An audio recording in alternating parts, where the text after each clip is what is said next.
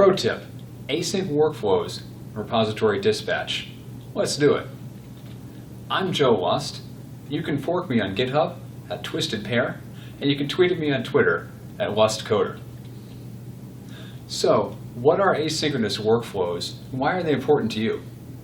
Well, let's say, for example, that you've built a CVE scanning tool.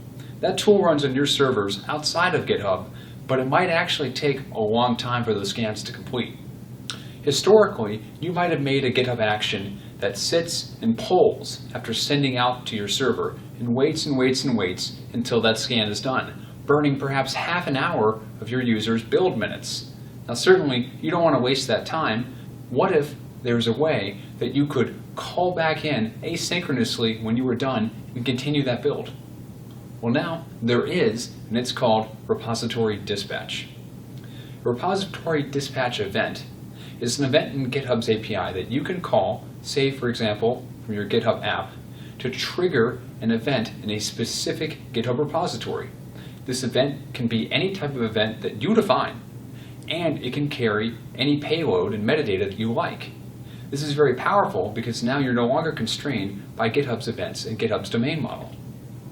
So what's this look like? Well, let's look at a build that maybe is using this CVE tool.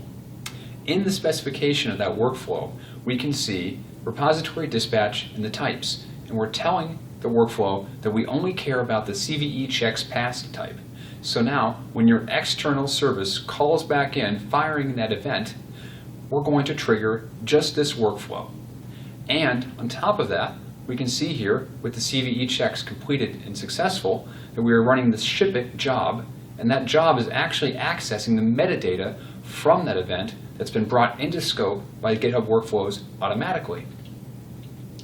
Using that data, we can do all sorts of useful things, such as the second example, where not everything went well during our CVE scan, so a different event was fired through repository dispatch, the CVE checks failed event, and now we're using a third-party action, for example, Jason Etko's create issue action, to make an issue against that repository and note what the CVE was by changing the title to the actual payload that came out of that event.